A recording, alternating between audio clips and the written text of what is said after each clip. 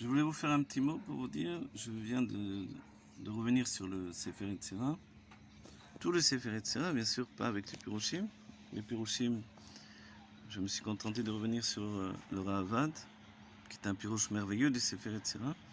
Mais ce qui est phénoménal dans le Sefer Yetzirah, c'est que on s'aperçoit que c'est vraiment toute la Torah de la Kabbalah, toute la Torah chez Baal Peh, qui est reliée au secret de la Torah. On retrouve le Tanya, on retrouve les livres de la Kabbalah du Hari, on retrouve le Ramban qui lui-même va rajouter un pirouche merveilleux également. Mais quand je vous dis que c'est vraiment tout, c'est tout. C'est-à-dire que non seulement il inclut toute la Kabbalah, mais il inclut toute la Bria, toute l'existence.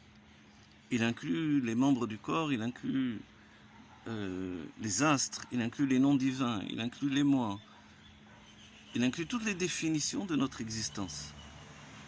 Et ce n'est pas rien qui s'appelle Sefer Yetzirah. On rappelle que le Sefer Yetzirah est écrit par Abraham Avinu, et ensuite il est réécrit, puisqu'il est perdu à travers les âges, et il revient par l'écriture de Rabbi Akiva, qu'il réécrit Bero HaKodesh.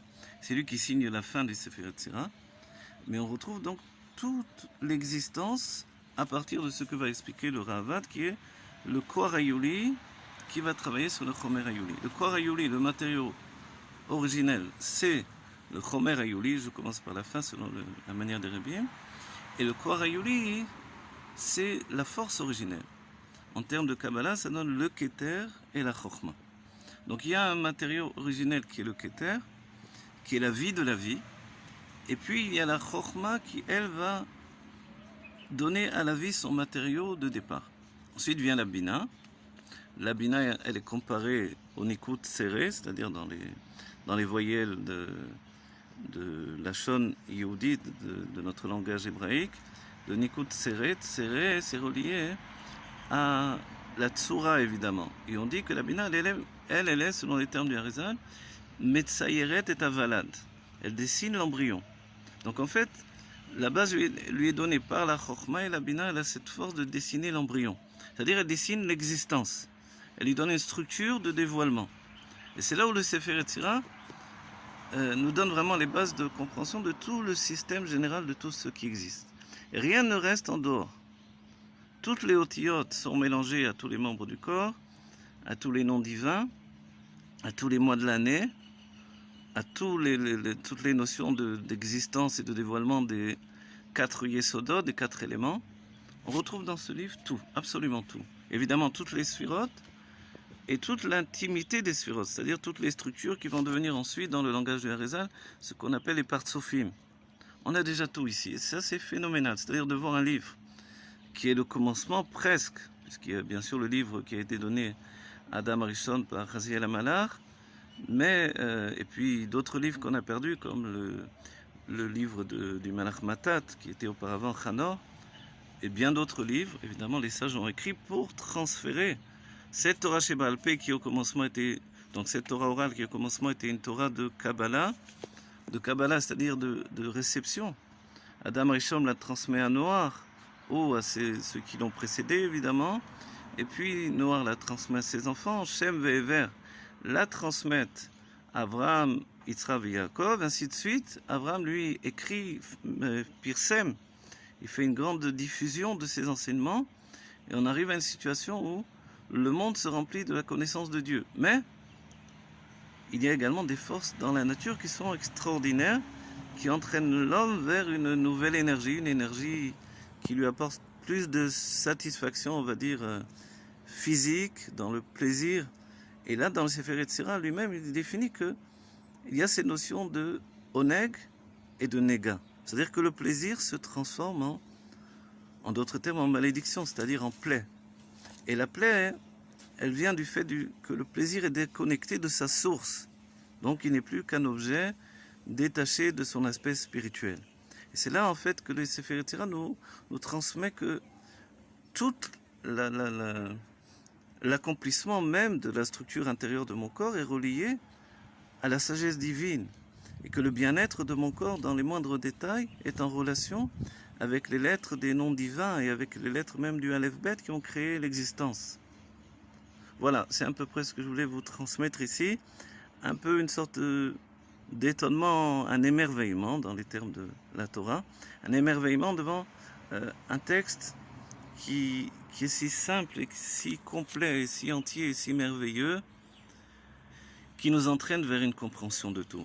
Et tout commence selon l'explication du Ravad, qui est un sefer en lui-même, qui est un livre en lui-même.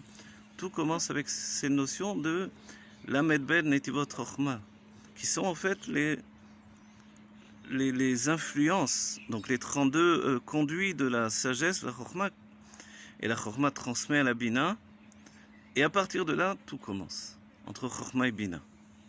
Chochma et Bina dans notre vie, et le Sefer Yetzirah le rapporte également, c'est la notion de couple.